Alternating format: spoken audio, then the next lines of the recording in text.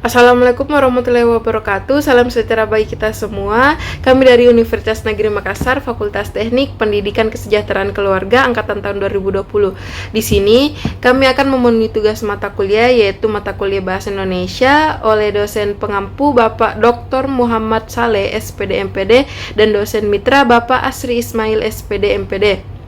Sebelum itu, saya selaku moderator akan memperkenalkan kelompok kami, yaitu kelompok 1 yang terdiri dari 4 anggota. Yang pertama itu saya sendiri, Rizka Amalia Muniati, dan yang kedua itu Laila Nur Habibi, yang ketiga Nur Islamia, dan yang terakhir Nurul Ilmia. Sebelum kelompok kami memulai materi, saya akan menyebutkan secara garis besar tentang materi yang akan dibawakan.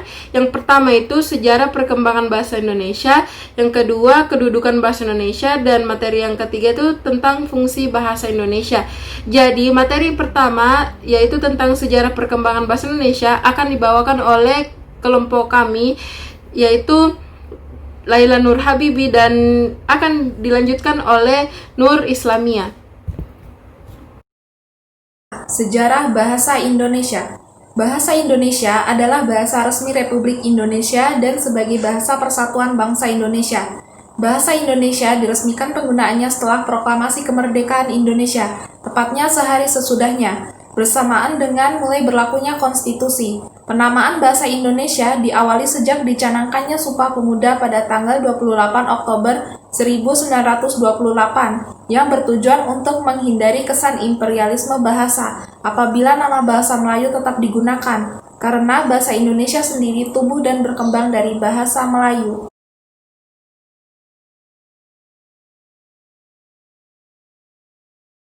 Pada zaman Kerajaan Hindu-Buddha, sejumlah prasasti berbahasa Melayu kuno dari Sriwijaya ditemukan di pesisir tenggara Pulau Sumatera. Hal ini menunjukkan bahwa bahasa Melayu menyebar ke berbagai tempat di Nusantara. Wilayah ini strategis untuk pelayaran dan perdagangan. Istilah Melayu atau Malayu berasal dari Kerajaan Malayu, sebuah kerajaan Hindu-Buddha pada abad ke-7 di hulu sungai Batanghari, Pulau Sumatera. 2. Melayu sebagai Basantara. Pada abad ke-15, berkembang bentuk yang dianggap sebagai bahasa Melayu klasik. Bentuk ini dipakai oleh Kesultanan Melaka, yang perkembangannya kelak disebut sebagai bahasa Melayu tinggi. Penggunaannya terbatas di kalangan keluarga kerajaan di sekitar Sumatera, Jawa, dan Semenanjung Malaya. 3.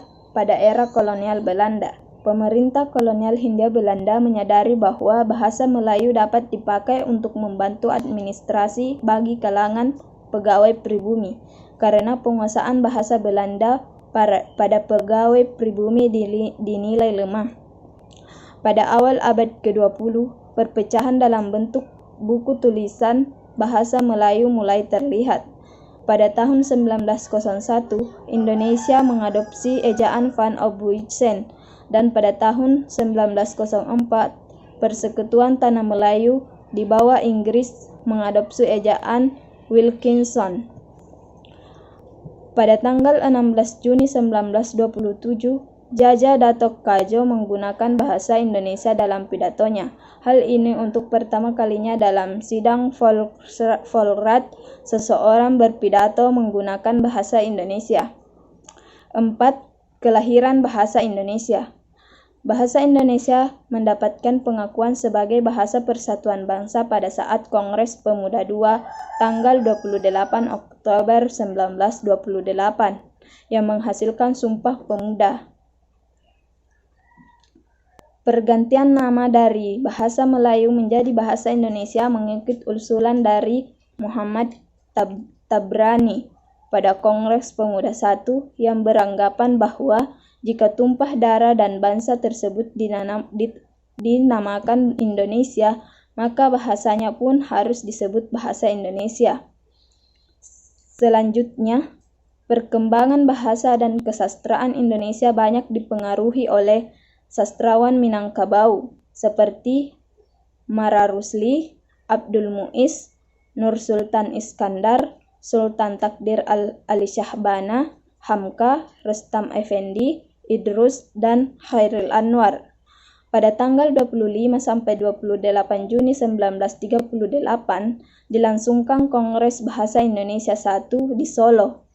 Dari hasil kongres itu dapat disimpulkan bahwa usaha pembinaan dan pengembangan bahasa Indonesia telah dilakukan secara sadar oleh cendekiawan dan budayawan Indonesia saat itu. Kongres Bahasa Indonesia kemudian rutin digelar 5 tahunan untuk membahas perkembangan bahasa Indonesia. Setelah pemateri kita Nur Islamia membacakan materi tadi, kemudian akan dilanjutkan oleh pemateri kita yaitu Nurul Ilmia dengan materi kedudukan bahasa Indonesia dan fungsi bahasa Indonesia. Baik, saya Nurul Ilmia akan melanjutkan materi dari Nur Islamia. Kedudukan bahasa Indonesia pada tanggal 25 sampai 28 Februari 1975, hasil perumusan seminar politik yang bahasa nasional yang diselenggarakan di Jakarta dikemukakan kedudukan bahasa Indonesia sebagai bahasa negara, yaitu 1. Bahasa Indonesia sebagai bahasa resmi kenegaraan. Bahasa Indonesia sebagai bahasa negara dibuktikan dengan digunakannya bahasa Indonesia dalam naskah proklamasi kemerdekaan Republik Indonesia tahun 1945. 2. Bahasa Indonesia sebagai alat pengantar dalam dunia pendidikan. Kedudukan bahasa Indonesia sebagai bahasa negara dibuktikan dengan pemakaian bahasa Indonesia sebagai bahasa pengantar di lembaga pendidikan. 3. Bahasa Indonesia sebagai penghubung pada tingkat nasional. Kedudukan bahasa Indonesia sebagai bahasa negara dibuktikan dengan digunakannya bahasa Indonesia dalam hubungan antar badan pemerintah dan penyebar luasan informasi kepada masyarakat. 4. Bahasa Indonesia sebagai pengembangan kebudayaan nasional, ilmu, dan teknologi. Kedudukan bahasa Indonesia sebagai bahasa negara dibuktikan dengan penyebaran ilmu pengetahuan dan teknologi. C. Fungsi bahasa Indonesia. Bahasa Indonesia memiliki 4 fungsi sejak tahun 1928 sampai sekarang, yaitu 1. Lambang kebanggaan nasional. Sebagai lambang kebanggaan nasional, bahasa Indonesia memancarkan nilai-nilai sosial budaya luhur bangsa Indonesia. 2. Lambang identitas nasional. Sebagai lambang identitas nasional, bahasa Indonesia merupakan lambang bangsa Indonesia. 3. Alat pemersatu berbagai masyarakat yang berbeda-beda latar belakang, sosial budaya, dan bahasanya. Dengan fungsi ini memungkinkan masyarakat Indonesia yang beragam latar belakang, sosial budaya, dan berbeda-beda bahasanya dapat menyatu dan bersatu dalam kebangsaan, cita-cita, dan rasa nasib yang sama. 4. Alat penghubung antar budaya dan antar daerah. Dengan bahasa Indonesia, seseorang dapat saling berhubungan untuk segala aspek kehidupan dan informasi. Terima kasih.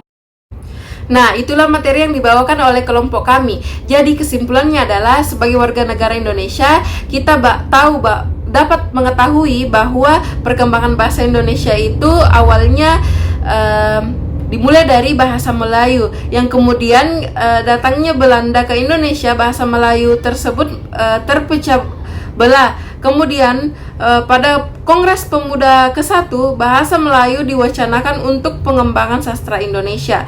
Pada Kongres Pemuda keduanya, bahasa Indonesia sudah dijadikan sebagai bahasa pemersatu. Kemudian kita juga bisa tahu bahwa kedudukan bahasa Indonesia sebagai bahasa resmi kenegaraan dan sebagai alat pengantar dalam dunia pendidikan, sebagai penghubung pada tingkat nasional, sebagai pengembang kebudayaan nasional, ilmu, dan teknologi. Kemudian kita juga tahu bahwa fungsi bahasa Indonesia yaitu sebagai lambang kenegaraan nasional, sebagai lambang identitas nasional, alat pemersatu berbagai masyarakat yang berbeda-beda latar belakang, sosial budaya, dan bahasanya. Kemudian fungsi terakhir yaitu sebagai alat penghubung antar budaya dan antar daerah. Sekian dari kelompok kami, lebih dan kurangnya mohon dimaafkan karena kami masih dalam proses pembelajaran. Kami sangat berterima kasih jika ada yang memberikan kritik dan saran. Wabillahi taufiq wal hidayah. Wassalamualaikum warahmatullahi wabarakatuh.